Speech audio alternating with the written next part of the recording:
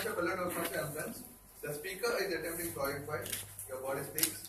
The objectives of the speech are: use stance, movement, gestures, facial expressions and eye contact to express your message and achieve your speech purpose. Make your body language smooth and natural. Time 5 to 7 minutes. All the best to the speaker. Practice. Please put your hands together and welcome Toastmaster Pruthvi. When I asked him what is your secret for success in life, he said that staying constant focus. That means constant learning. And his speech title is Why the Sea is Salty. All the best. Once upon a time, there lived two brothers. One was rich but mean and selfish. The other was poor but kind and generous. The day before Christmas, the poor man's wife told him that there was nothing to eat in the house, and tomorrow was a celebration. There was also nothing to sell in the house. She asked him to go to his brother and ask for some meat. The poor man did not want to go to his brother. He knew that his brother was selfish and mean. But looking at the tears in the wife's eyes, he decided to go to his brother. On going to his brother immediately said, "What are you doing here?" To which the poor man replied, "Brother, tomorrow is Christmas. I have nothing to eat at my house. Please lend me some meat so that my family can celebrate." The rich man's wife said, "I knew it! You were definitely here to beg for something." The rich man grumbled, but he gave him some meat and said, "Take this and go to high sea." The poor man took the meat, wrapped it in a tattered cloak, and walked off. After exiting the house, he thought, "My brother did not say that you can take this meat and go home. He said, take this and go to high sea." High sea, the wood goblin that lived in the forest. So the man took the meat and kept walking, and reached the forest.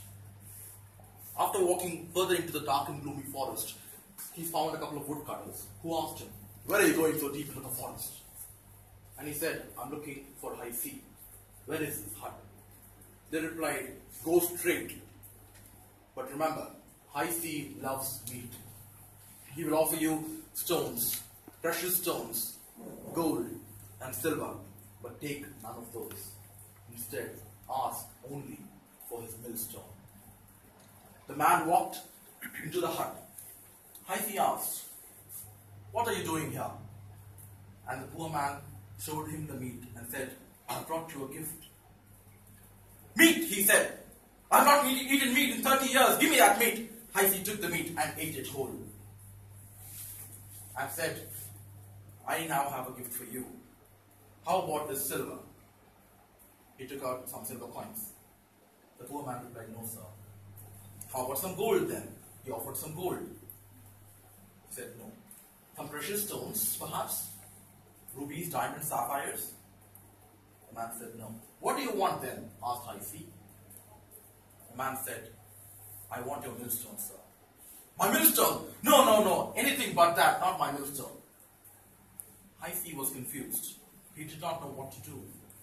He had eaten the meat and could not let the man go without a gift. Finally, he thought and said, "Okay, you can have my millstone. But do you know how to use it?" asked High sea. "No." "Tell me," replied the man. "This is a magic millstone," said High sea. "It will give you whatever you wish for.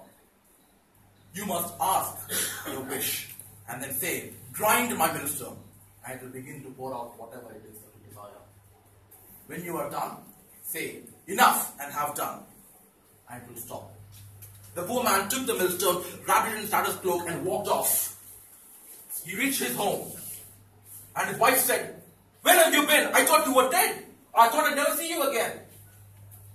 To which he narrated the tale of his adventure, and then put the millstone on the table and said, "Grind my millstone.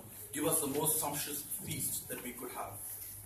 The millstone poured out the most delicious of delicacies that they could ever have.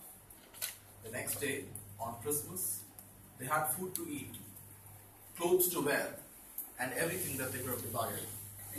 The news of the riches of the poor man reached his rich brother. When the brother found out, he was curious about the sudden riches of the poor brother. He came immediately and asked, "How is it that you have gotten rich so suddenly?" The poor man told him the story of the millstone and high sea. The rich man asked, "Give me the millstone, sell it to me." "The millstone is not for sale," said the poor man. Said the poor man, "Well then, lend it to me for a day. It is after all because of me that you got the millstone." The poor man thought and said, "Okay, you can have it for a day." The rich man took the millstone, ran out before hearing the word to make the millstone stop, and went on to a boat. He got onto the boat and went far into the sea so that nobody could see him use the millstone. He saw a couple of fishermen who were catching fish and thought fishermen could use fresh salt at this time because they are salting the fish. So he said to the millstone, "Grind my millstone, give me the finest salt." The millstone began to pour out the finest, whitest salt imaginable. Soon the boat was full of salt, and the millstone continued to grind and give them more salt. The man said, "Stop," but the millstone kept churning. The man said, "Please stop," but the millstone kept churning. The man begged and pleaded, "Please stop," but the millstone kept churning, and the weight of the boat was increasing because of the salt. It was overpouring, and slowly the boat began to sink.